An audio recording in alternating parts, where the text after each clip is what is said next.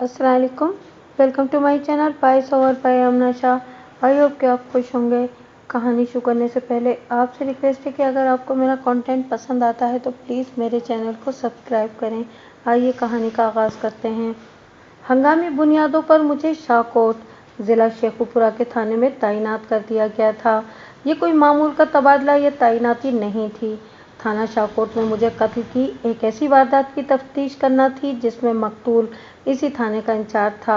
नवंबर की एक ठंडी ठार सुबह थाना इंचार्ज फैज़ हुसैन अपने सरकारी क्वार्टर में मुर्दा पाए गए थे। मैं फैज़ साहब को ज़ाती तौर पर जानता था। वो एक निडर और फर्शनास पुलिस ऑफिसर थे, किसी के सामने झुकने वाले और ना ही बिकने वाले। मौत एक अटल हकीकत और इंसानी ज़िंदगी की सबसे बड़ी सच्चाई भी है। हर जीरो की मौत का एक वक्त मुकर्रर है। जो इस दुनिया में आया है उसे एक दिन लौट कर भी जाना है, लेकिन बाज़ अपने पीछे बहुत सारे उलझन भरे सवालात छोड़ जाते हैं। फैज़ साहब का मामला भी कुछ ऐसा ही था। अगर वो एक नॉर्मल मौत होती तो मेरी हंगामी तैनाती की ज़रूरत पेश न आती।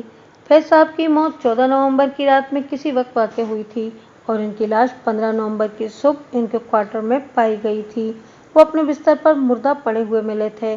20 नवंबर को मुझे डिस्ट्रिक्ट हेडक्वार्टर में तलब किया गया और एक सीनियर अफसर ने गंभीर लहजे में मुझसे कहा, सफदर हयात, तुम्हें फैज़ हुसैन की मौत की खबर तो मिल गई होगी।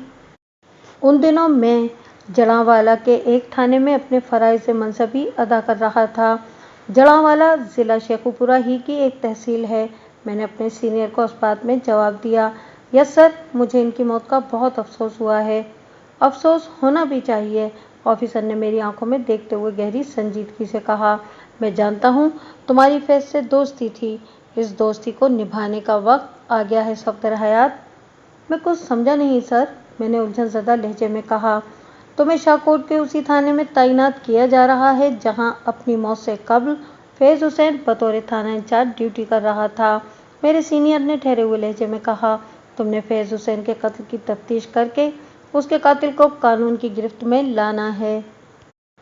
कत्ल, कातिल, मैंने सवालिया नज़र से अपने सीनियर ऑफिसर की तरफ देखा। मेरी मालूमात के मुताबिक तो फैज़ साहब तबई मौत से गुजरकर हमेशा के लिए हमसे बिछड़ गए हैं। डिपार्टमेंट के ज़िम्मेदार अफराद के अलावा बाकी तमाम सरकारी और गैर सरकारी लोगों को यही पता है कि फैज़ का इंतकाल एक तबई मौत थी, लेकिन हकीकत इसके बरक्स है। सफदर हयात, मेज़ की दूसरी जानिब बैठे हुए पुलिस ऑफिसर ने इंकिशाफ अंगेज़ अंदाज में कहा, हमने खुफिया तरीके से फैज़ का पोस्टमार्टम कराया है, जिससे पता चला है कि इसकी मौत जहर खानी से वाक़ हुई है। अलावा इसी इसकी गर्दन पर गला घोंटने के निशानात भी पाए गए हैं। इस मामले को सीगाए राज में इसलिए रखा गया है कि कातिल को इसकी भनक न पड़ जाए। वो बंदा बहुत ही शातिर है। इस अमर का कभी इम्कान है कि फजल हुसैन को मौत के घाट उतारने के लिए कातिल ने थाने के अमले में से किसी का इस्तेमाल किया है। आपने तो मेरे दिमाग की चूल्हे हिलाकर रख दी हैं सर, मैंने हैरत में डूबे हुए लहजे में कहा। मैंने इस हवाले से तो सोचा ही नहीं था। नाकाबिले यकीन और सनसनीखेज। तुम अपने दिमाग की उड़ान, अदवान और चूलें सब अच्छी तरह कस लो और जिस्म की कमर भी, ऑफिसर ने कहा। तुम्हें फैज़ हुसैन की पोस्टमार्टम रिपोर्ट और दीगर अहम मालूमात फराहम कर दी जाएंगी। इसके आगे तुम्हारी जहानत और काबिलियत का इम्तहान है। मैं आपकी तवक्कुआत पर पूरा उतरने की कोशिश करूंगा सर, मैंने गहरी संजीदगी से कहा। इस अहम काम के लिए डिपार्टमेंट तुम्हें 1 माह का वक्त दे रहा है, मेरे सीनियर ने कहा। इस मुद्दत के पूरा होने से पहले पहले फैज़ हुसैन के कातिल को अदालत के कटहरे में होना चाहिए। इंशाअल्लाह ऐसा ही होगा सर। एक बात और, उसने थोड़ा आगे झुककर राज़दाराना अंदाज में कहा, तुम्हें फैज़ की जगह बिल्कुल नॉर्मल अंदाज में तैनात किया जा रहा है। चंद काबिल भरोसा पुलिस एहलकारों के सिवा और किसी को भी ये बात मालूम नहीं कि तुम कौन से खास मिशन पर हो। हत्ता कि इस थाने के अमले को भी तुम्हारे काम से आगाह नहीं किया गया, क्योंकि जैसा कि मैंने तुम्हें बताया है, अगलब इम्कान इस बात का है कि फैज़ की मौत के ज़िम्मेदारों में कोई अंदर का आदमी भी शामिल है। लिहाजा वो सांस हमवार करने के लिए मोतकफ़ हुआ। फिर अपनी बात पूरी करते हुए बोला, तुमने वहाँ जाकर मामूल की थानेदारी तो करना ही है, लेकिन तुम्हारा असल काम फैज़ के कातिल का सुराग लगाने के बाद उसे कैफ़र किरदार तक पहुँचाना है। मैंने ठोस लहजे में कहा, समझ गया सर। कोई सवाल? उसने इस्तफसार तलब नज़र से मुझे देखा। नो सर, मैंने पूरे एतमाद अंदाज में जवाब दिया। गुड। उसने सताइशी नज़र से मुझे देखा और तहकमान अंदाज में बोला, तुम कल ही शाकोट रवाना हो जाओ। मैं किसी तजुर्बेकार सब इंस्पेक्टर को तुम्हारे थाने में भेज दूंगा ताकि वो वहाँ के मामलात को हैंडल कर सके। ठीक है सर, मैंने फर्माबरदारी से कहा। मैं आपको किसी शिकायत का मौका नहीं दूंगा। ऑल द बेस्ट, उसने खुलूस दिल से कहा। मैंने अपने सीनियर अफसर को सल्यूट किया और वापस आ गया। मैंने 22 नवंबर को शाकोट थाने का चार्ज संभाला था। अपने डिपार्टमेंट की जानिब से दी गई मोहलत के मुताबिक मुझे 21 दिसंबर से पहले फैज साहब के कातिल को गिरफ्तार करके हवालाए अदालत करना था। बज़ाहिर सीधा नज़र आने वाला ये आसान सा काम मुझे खासा पेचीदा और चैलेंजिंग लग रहा था और मैंने डिस्ट्रिक्ट हेडक्वार्टर में ये चैलेंज कबूल कर लिया। अब जो भी हो, मैंने इस मिशन में सुरखरू होकर दिखाना था। ये मेरी नीयत और इरादा था जिसकी तकमील के लिए मैंने अपनी तमाम तर पेशावराना सलाहियतों और तजुर्बे का इस्तेमाल करना था। आगे जो मेरे मालिक को मंजूर। इंसान की कोशिश की एक हद है, इससे आगे कुदरत का काम शुरू हो जाता है। हर शख्स को अपने हिस्से का काम करने के बाद नतीजा और फैसला कादर मुतलक पर छोड़ देना चाहिए। ये एक सेहतमंद और माकूल सोच है जो बदकिस्मती से बहुत कम दिमागों में पैदा होती है। फैज साहब की मौत से लेकर मेरी तैनाती तक के एक हफ्ते के दौरान में हवलदार जमाल शाह ने इस थाने का नज़्म-ओ-नस्क संभाल रखा था। जमाल शाह के अलावा इस थाने के अमले में 4 कांस्टेबल्स थे जिनके नाम अलल तरतीब शफीक अहमद, नवाजिश अली, फरीद खान और मोहम्मद इब्राहिम थे। फैज साहब की जगह आर्जी तौर पर मैं आ गया था। गोया इस थाने का अमला फिर से 6 अफराद पर मुश्तमिल हो गया था। अपने अमले से फर्दन तारुफ हासिल करने के बाद मैंने हवलदार जमाल शाह को अपने पास रोककर बाकी 4 कांस्टेबल्स को जाने की इजाज़त दे दी।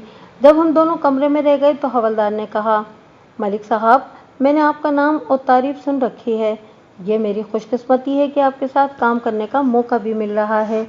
जमाल शाह, सारी तारीफें इस ज़ात पाक के लिए हैं जो हम सबका खालिक व मालिक है, मैंने ठहरे हुए लहजे में कहा।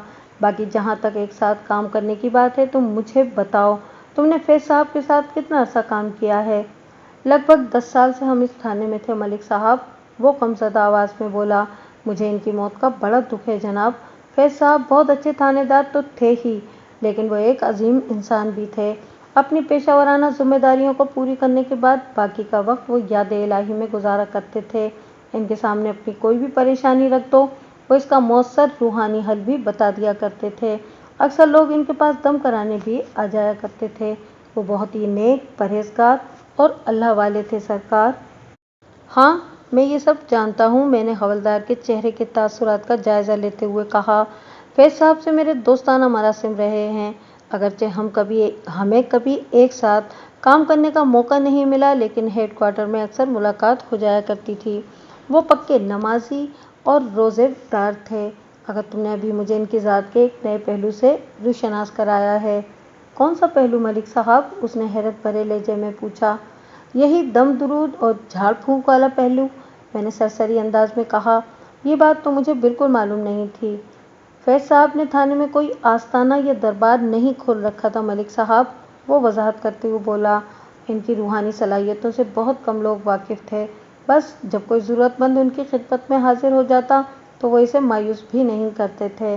दुआ, वजीफ़ा, दम जो भी मुनासिब समझते वो इसके लिए ज़रूर करते थे। बाज़ लोगों को तो वो पीने, गले में डालने और दबाने वाले तावीज़ भी दे दिया करते थे, और मज़े की बात ये कि इनके तावीज़ तीर बहदफ काम करते थे। शाहजी, तावीज़, गंढे और धागे वगैरह का मामला तो खासा साइंसी है, मैंने मुतदिल अंदाज में कहा, और इस साइंस का नाम है यकीन। वो कैसे मलिक साहब? हवलदार उलझन ज़दा नज़र से मुझे देखते हुए बोला। मैं आपकी रम्ज़ को समझ नहीं पाया हूँ। रम्ज़ का लफ्ज़ तुमने बरमहल इस्तेमाल किया है जमाल शाह, मैंने वजाहत करते हुए कहा। साइंस का पूरा इल्म ही इसरार और रमूज़ से भरा हुआ है। जैसा कि मैंने यकीन की बात की है, लम्हाती तवक्कुफ़ करके मैंने एक गहरी सांस खारिज की, फिर अपनी वजाहत को मुकम्मल करते हुए कहा। तावीज़ देने वाले का यकीन कि वो साइल को जिस मकसद से तावीज़ दे रहा है, इसके लिखे हुए तावीज़ से वो मकसद पूरा हो जाएगा। ज़रूरतमंद का इस बात पर यकीन कि उसने जिस काम के लिए वो तावीज़ लिया है, तावीज़ देने वाले की हिदायत पर अमल करने से उसका वो काम लाजमी हो जाएगा। देने वाले और लेने वाले का यकीन जब एक पॉइंट पर आ मिलता है तो इस मिलाप से समझ लो बहुत ज़्यादा तवानाई पैदा होती है, जिसकी बरकत से वो काम खुद ब खुद हो जाता है। मतलब तावीज़ अपनी ज़ात में कुछ भी नहीं है, वो सरसराती हुई आवाज़ में बोला। मैं तो ऐसा ही समझता हूँ, मैंने साफ गोई का मुजाहरा करते हुए कहा। तावीज़ उस वक्त तक कागज़ का महज एक पुर्जा ही है, जब तक इसे दो तरफा यकीन हासिल नहीं हो जाता। वो काम नहीं करता और बेतासीर ही रहता है, जैसे पेट्रोल के बगैर गाड़ी नहीं चल सकती और सांस लिए बिना इंसान जी नहीं सकता। मेरी बात समझ आई कि नहीं? आपकी बात मेरे दिमाग में बैठ तो रही है, लेकिन वो खासा मुतज़ब्ज़ब दिखाई देता था। मैंने पूछा, लेकिन क्या? डिस्ट्रिक्ट हेडक्वार्टर से मुझे हिदायत की गई थी कि मैंने निहायत ही मोहतात अंदाज में फैज़ साहब वाले मामले की तहकीक करना है, और मैंने अपने तरीके से इस काम का आगाज़ कर दिया था। मलिक साहब, आपकी तरह मैंने पहले कभी किसी को बात करते देखा है और ना ही सुना है, जमाल शाह ने कहा। हालांकि मस्जिद के मौलवी साहब भी बहुत इल्म वाले इंसान हैं।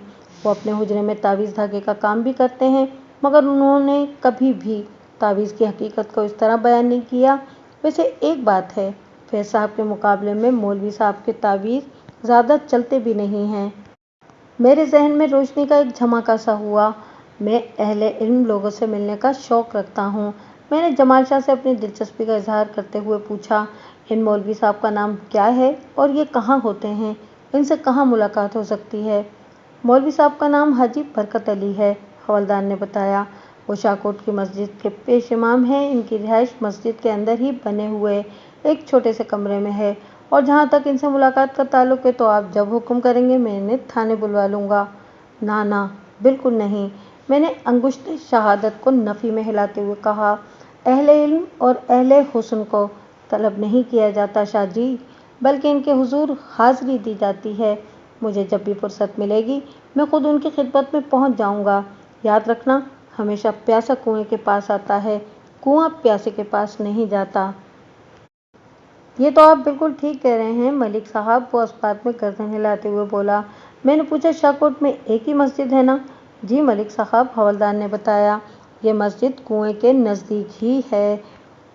वाह वाह, सुभान अल्लाह, मैंने कैफावा लहजे में कहा। बाबा वारिस शाह क्या खूब फरमा गए हैं।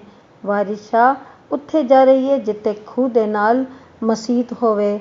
मेरी बात हवलदार के पल्ले पड़ी या नहीं, मैं इस बारे में बसूख से कुछ नहीं कह सकता था। ताहम वो मुंडी को कुछ इस अंदाज में हरकत दे रहा था जैसे मैंने वारिस शाह के कलाम का एक पीस सुनाकर उसके दिल के तारों को छेड़ दिया हो।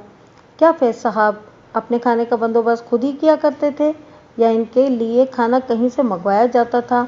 मैंने हवलदार से पूछा। पोस्टमार्टम रिपोर्ट के मुताबिक फैज़ साहब की मौत जहर खाने से हुई थी। ज़्यादा इम्कान इसी बात का था कि उन्होंने जहरीला खाना खा लिया होगा, यानी किसी दुश्मन ने उन्हें खाने में जहर मिलाकर दे दिया होगा। मैंने इसी तनाजुर में हवलदार से सवाल किया था। हमारा एक कांस्टेबल फैज़ साहब का बहुत मुतक़िद है, मतलब था। अब तो फैज़ साहब इस दुनिया में मौजूद ही नहीं हैं, जमाल शाह ने बताया। इस कांस्टेबल का नाम है नवाज़िश अली। नवाज़ खाना पकाने का भी माहिर है।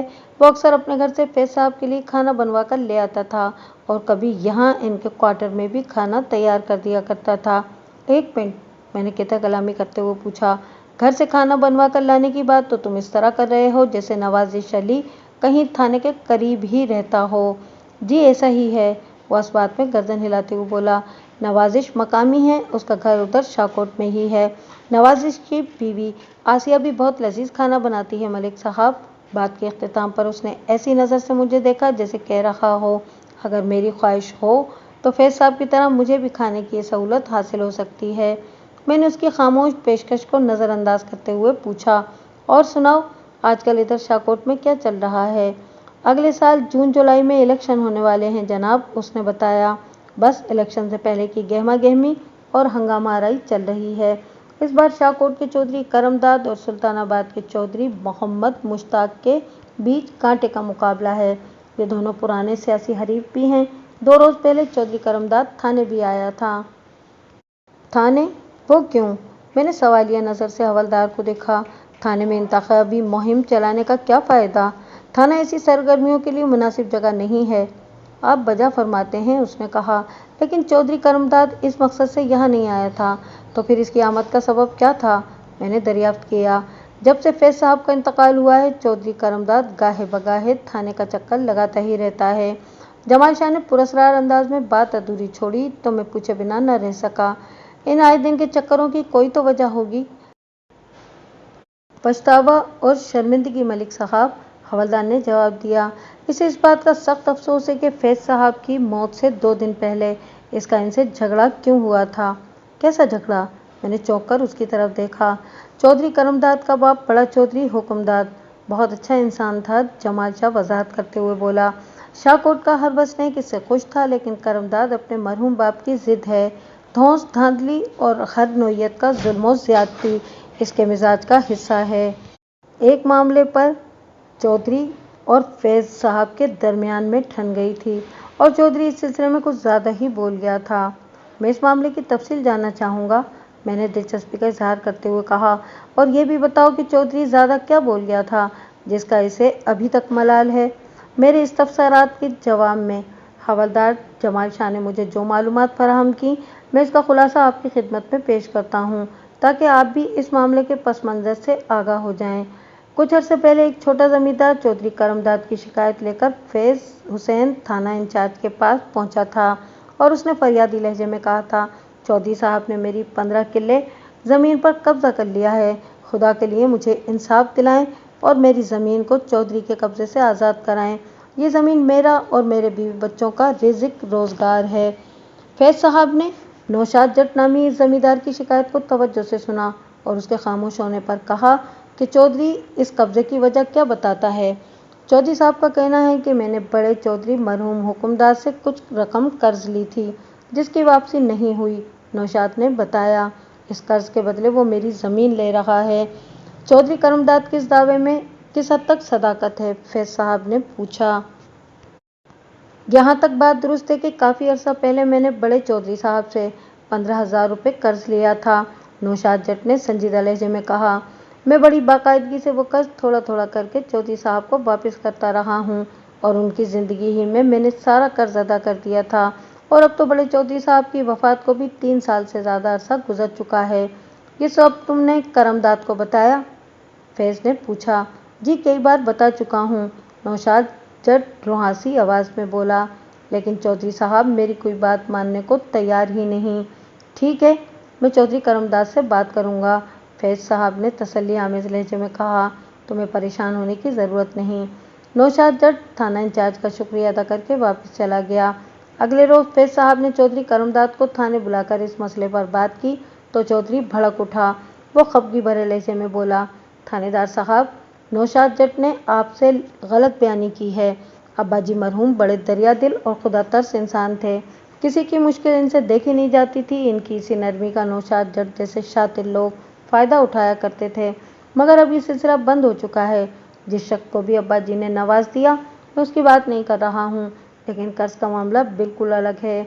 अब्बाजी ने जिस बंदे को कर्ज के नाम पर जो भी रकम दी, वो उसे हर हाल में वापस करना होगी। नौशाद जट ने अब्बाजी से 15,000 रुपये का कर्जा लिया था। ये कोई मामूली रकम नहीं है थानेदार साहब। मैंने तो उसके 15 एकड़ को अपने कब्जे में लिया है। यह अराज़ी मुश्किल से 5,000 की होगी। आप बताएं, मैं कहाँ गलत हूँ? चौधरी करमदाद ने अपनी बात को सवालिया मोड़ पर छोड़ा तो फैज साहब ने मुतहम्मिल अंदाज में कहा, लेकिन नौशाद जट ने मुझे बताया है कि वो कर्ज की रकम थोड़ी थोड़ी करके आपके वालिद साहब को वापस कर चुका है। वो अव्वल दर्जे का झूठा और बकवासी है जनाब, चौधरी करमदाद बुरा सा मुँह बनाते हुए बोला। ये चाल वो इसलिए चल रहा है कि अब्बाजी अब दुनिया में मौजूद नहीं हैं जो इसके दावे की तरदीद कर सकें। आप भी इसकी बातों पर ध्यान न दें थानेदार साहब, वरना आपका दिमाग ख़राब हो जाएगा। मुझे देखें, वो जब भी मुझसे मिलता है तो अपनी ज़मीन का मुतालबा करता है, लेकिन मैं इसकी बकवास को एक कान से सुनकर दूसरे कान से निकाल देता हूँ। चौधरी साहब, मैं किसी आलीशान हवेली में शान शौकत से नहीं बैठा हुआ हूँ, फैज ने करमदाद की आंखों में देखते हुए कहा, कि अपनी मर्जी के फैसले सादिर करता रहूँ। मैं इस इलाके का थाना इंचार्ज हूँ। मेरे थाने की हुदूद में रहने वाला हर शख्स मेरी नज़र में बराबर है और मैं इनमें से किसी एक की बात को भी अनसुनी नहीं कर सकता। मैं यहाँ लोगों को इंसाफ दिलाने के लिए बैठा हूँ। उम्मीद है आप मेरी बात को अच्छी तरह समझ गए होंगे। चौधरी के चेहरे पर एक रंग सा आकर गुजर गया। मैं समझ गया हूँ, आप इस वक्त नौशाद जट की ज़बान बोल रहे हैं। वो एक झटके से उठकर खड़ा हो गया और खासे बेलिहाज लहजे में बोला, थानेदार साहब, अब्बा जी ने मेरे सामने 15,000 रुपये के नोट गिनकर नौशाद जट को दिए थे, जो कि सरासर कर्ज था और कर्ज की वापसी हर सूरत में लाजमी होती है, जो कि नहीं हुई।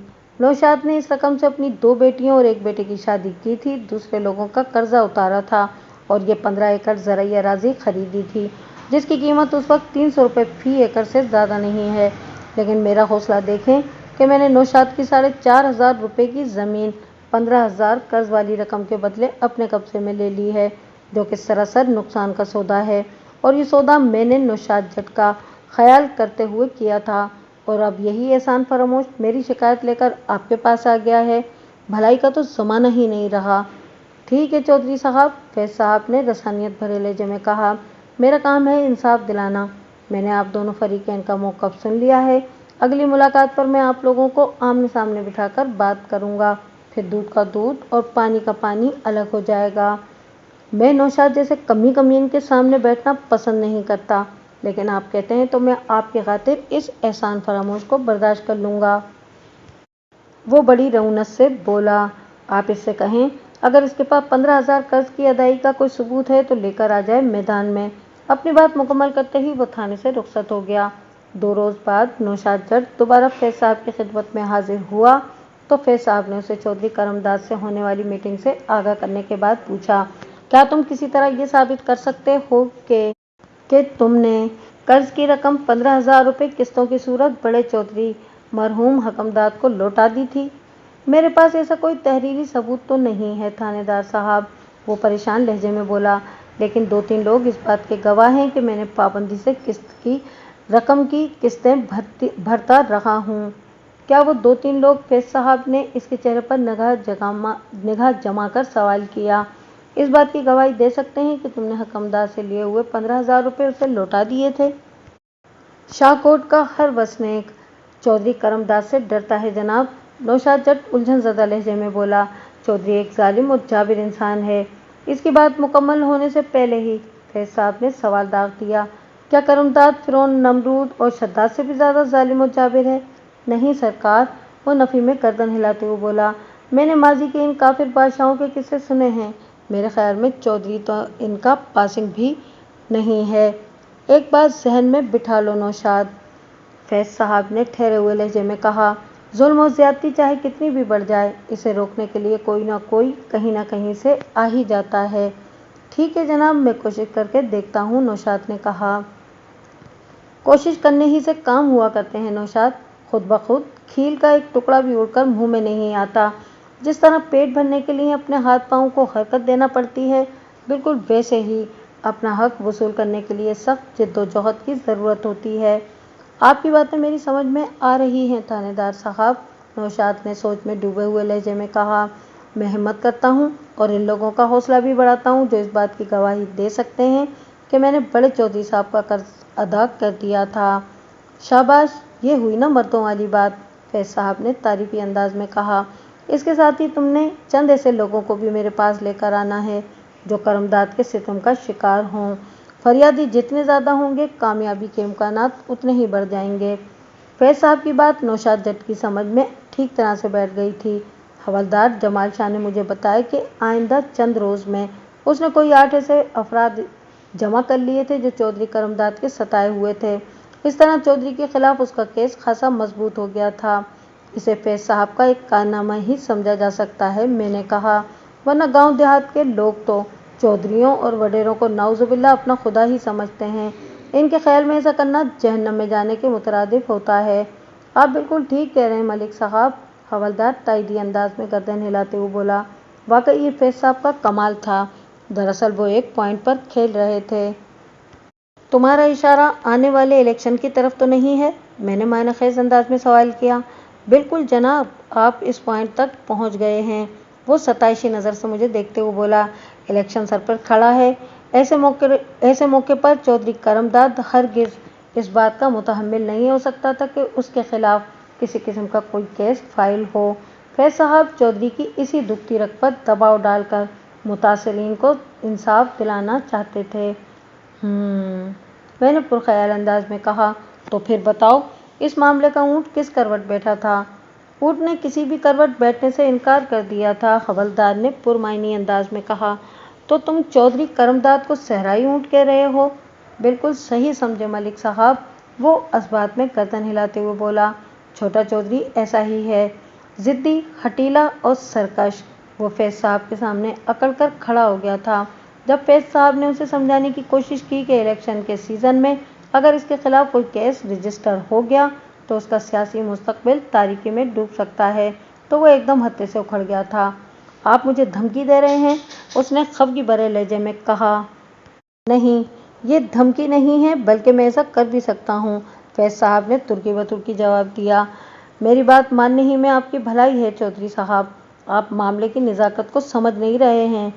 मैं अपना अच्छा बुरा खूब समझता हूँ, चौधरी बिफरे हुए लहजे में बोला। आप अपने मशवरों को किसी और के लिए संभाल कर रखें। ठीक है, मेरा काम था आपको समझाना और मैंने अपना फ़र्ज़ पूरा कर दिया, फैज साहब ने हतमी अंदाज में कहा। आपका गुरूर और तकब्बुर जो भी रंग दिखाए, इसके ज़िम्मेदार आप ही होंगे। हमारा ख़ानदान 2 सदियों से इस इलाके पर हुक्मरानी कर रहा है थानेदार साहब, चौधरी अपनी मूँछों को ताव देते हुए पुरगुरूर लहजे में बोला, और आप जैसे थाना इंचार्ज यहाँ आते जाते रहते हैं। मेरे ताल्लुकात बहुत ऊपर तक हैं, पटवारी, तहसीलदार और डिप्टी कमिश्नर तक मेरे साथ बैठकर खाना खाते हैं। आप मेरा कुछ नहीं बिगाड़ सकते। आपको किसी दुश्मन की ज़रूरत नहीं चौधरी साहब। फैज़, क्योंकि आप ये काम बहुत मेहनत से खुद ही कर रहे हैं, फैज़ साहब ने तंजिया लहजे में कहा। और जहाँ तक ताल्लुकात की बात है, तो आपने अभी जो लोग गिनवाए हैं, मैं इनके खालिक, मालिक और राज़िक से गहरे मरासिम रखता हूँ, लिहाजा आप मुझे इन सरकारी और नीम सरकारी मुलाजमीन से मरूब करने की नाकाम कोशिश ना करें। बाकी थानेदारों के आने और जाने के ज़ैल में मैं सिर्फ इतना ही कहूँगा कि मैं अपनी मर्ज़ी से यहाँ आया हूँ और ना ही अपनी ख्वाहिश से जाऊँगा। इंसान की नशिश तो बर्खास्त के फ़ैसले कहीं और ही होते हैं चौधरी साहब। करमदाद चंद लम्हात तक मालदाना नज़र से फैज साहब को घूरता रहा, फिर खासे ख़तरनाक और मायनाखेज़ लहजे में बोला। मुझसे अदावत आपको बहुत महंगी पड़ेगी थानेदार साहब। मैं फ़र्ज़ की अदायगी के रास्ते में मोल तोल और महंगा सस्ता नहीं देखता चौधरी साहब, फैज साहब ने बाशिकाफ अल्फाज में कहा। मैं आपको 1 हफ्ते का वक्त दे रहा हूँ। अगर आपने इस मुद्दत के दौरान में नौशाद जट की 15 एकड़ ज़रई अराज़ी इसे वापस न की तो मैं आपके खिलाफ मुकदमा दर्ज करके आपको अदालत में घसीट लूँगा। इसके बाद आपका सियासी मुस्तकबिल किसी अंधे कुएं में पनाहगज़ी हो जाएगा। ये सब सोचना आपका काम है। अदालत में घसीटने के अल्फाज ने चौधरी करमदाद के तन बदन में आग लगा दी थी। तुमने मुझे 1 हफ्ते का वक्त बहुत ज़्यादा दे दिया है, वो अखलाक और तहजीब को बालाए ताक रखते हुए फुनकार से मुशाबह लहजे में बोला। मैं तुम्हें सिर्फ 2 दिन की मोहलत दे रहा हूँ, इसके बाद तुम इस थाने में नजर नहीं आओगे। मेरे खिलाफ मुकदमेबाजी का ख्वाब देखना तो बहुत दूर की बात है। फिर इसने चुटकी बजाई और सनसनाते हुए लहजे में बोला, आपको इन 2 दिनों में मेरी पावर का अंदाज़ा हो जाएगा। यहाँ तक बताने के बाद हवलदार खामोश हो गया। मैंने मुतदिल अंदाज में पूछा, इसके बाद क्या हुआ? इस झगड़े के 2 रोज़ बाद फैज साहब अपने क्वार्टर में मुर्दा पाए गए थे, जलाल शाह ने बोझल गमज़दा आवाज़ में जवाब दिया। हम सब तो यही समझ रहे थे कि चौधरी करमदाद अपने ताल्लुकात इस्तेमाल करके फैज साहब का तबादला करा देगा, लेकिन कबल इसके कि वो फैज साहब के खिलाफ कोई इंतकामी कार्रवाई करता, अल्लाह पाक ने फैज साहब को अपने पास बुला लिया। हवलदार जमाल शाह की सोच से यही पता चल रहा था कि वो फैज साहब की मौत को ऐन तबई समझ रहा था, लेकिन दर हकीकत मामला कुछ और था। हवलदार को मैंने खासा माकूल और बुर्दबार पुलिस वाला पाया था, लेकिन अभी तक मैंने उसे फैज़ हुसैन की पोस्टमार्टम रिपोर्ट के बारे में कुछ नहीं बताया था। मेरा तजुर्बा कहता था कि हवलदार पर भरोसा किया जा सकता है, मगर इससे पहले मुझे चंद एक ज़रूरी काम करना थे। फैज़ हुसैन मेरे हममनसब और बहुत अच्छे दोस्त थे। शाहकोट के थाने का अमला बशमूल हवलदार जमाल शाह ये समझ रहा था कि इनकी मौत तबई हुई थी। वो रात को अच्छे खासे सोए और सुबह अपने बिस्तर पर मुर्दा पाए गए। अगर ये मामला इतना ही सीधा होता तो हेडक्वार्टर से मुझे हंगामी बुनियादों पर यहाँ न भेजा जाता। मैंने फैज साहब की पोस्टमार्टम और केमिकल एग्जामिनर की रिपोर्ट्स को बड़ी तवज्जो से पढ़ा था और मेरी राय हेडक्वार्टर में बैठे हुए सीनियर पुलिस ऑफिसर से मुख्तलिफ नहीं थी। फैज़ हुसैन को जहर देकर मौत के घाट उतारा गया था और अगलब इम्कान इस बात का था कि ये जहर रात के खाने में मिलाकर दिया गया था। हवलदार की ज़बानी मुझे मालूम हो चुका था कि कांस्टेबल नवाजिश अली फैज़ हुसैन की खिदमत में लगा रहता था और अपनी बीवी आसिया से खाने बनवा कर वो फैज़ साहब के क्वार्टर में पहुंचाता रहता था। बाज़ औक़ात नवाजिश अली खुद भी अपने हाथों से फैज़ साहब के लिए क्वार्टर ही में खाना तैयार कर दिया करता था। फैज़ हुसैन की मौत चूँकि जहर खानी से हुई थी, लिहाजा मैंने कांस्टेबल नवाजिश अली के नाम पर दायरा लगा दिया। हेडक्वार्टर वाले सीनियर ऑफिसर ने भी इस शक का इजहार किया था कि थाने के अमले का कोई शख्स मुमकिना कातिल के साथ मिला हुआ है, इसलिए तफ्तीश के दौरान में मुझे बहुत एहतियात से काम लेना था और मैं यही कर रहा था। दूसरा दायरा मैंने चौधरी करमदाद के नाम पर लगाया। फैज़ साहब और करमदाद के दरमियान जो झगड़ा हुआ था उसके ठीक 2 दिन के बाद फैज़ हुसैन की मौत वाक़ हो गई थी। चौधरी ने फैज़ हुसैन को खुले अल्फाज में धमकी दी थी कि वो 2 दिन के बाद इस थाने में नज़र नहीं आएंगे। इस तनाजुर में चौधरी करमदाद पर शक किया जा सकता था क्योंकि थाना इंचार्ज साहब उसका सियासी मुस्तकबिल तारीक करने का इंदिया दे चुके थे। चौधरी किसी भी कीमत पर खुद को बर्बाद होते नहीं देख सकता था, लिहाजा वो फैज़ साहब को अपने रास्ते का पत्थर समझते हुए पाँव की ठोकर से कहीं भी फेंक सकता था। पाँव की ठोकर से मेरे जहन में सोच का एक नया दर वाह हो गया। कांस्टेबल नवाजिश अली का ताल्लुक मौजा शाकोट से था। चौधरी इस बात से यकीनन वाकिफ होगा कि फैज़ साहब का खाना अक्सर नवाजिश के घर से जाता है। नवाजिश खुद भी थाना इंचार्ज के लिए बसा औकात खाना तैयार कर दिया करता है, लिहाजा फैज़ हुसैन को अपने रास्ते से हटाने के लिए वो नवाजिश अली का इस्तेमाल कर सकता था। नवाजिश लाख पुलिस का मुलाजिम सही, वो था तो शाकोट ही का वसनीक। चौधरी करमदाद की रियाया उसके पाँव का जूता। मुमकिन था कि करमदाद ने अपने इसी पाँव की ठोकर से फैज़ हुसैन को ठिकाने लगवा दिया हो। एक और नाम हाजी बरकत अली का भी सामने आया था। फैज़ साहब की रूहानी खिदमत के बाइस उसका काम काफ़ी मुतासिर हुआ था। अगरचे ये खासा कमज़ोर इम्कान था कि हाजी बरकत अली फैज़ साहब को अपने रास्ते से हटाने की कोशिश कर सकता था। मुझे अपना मकसद हासिल करने के लिए हर छोटे और बड़े इम्कान को अपनी निगाह में रखना था। मैं 2 रोज़ तक थाने के रोज़मर्रा के कामों के साथ मसरूफ़ रहकर अपनी मतलूबा मालूमात हासिल करता रहा। बुध 24 नवंबर को मैंने कांस्टेबल नवाजिश अली को अपने पास बुला लिया।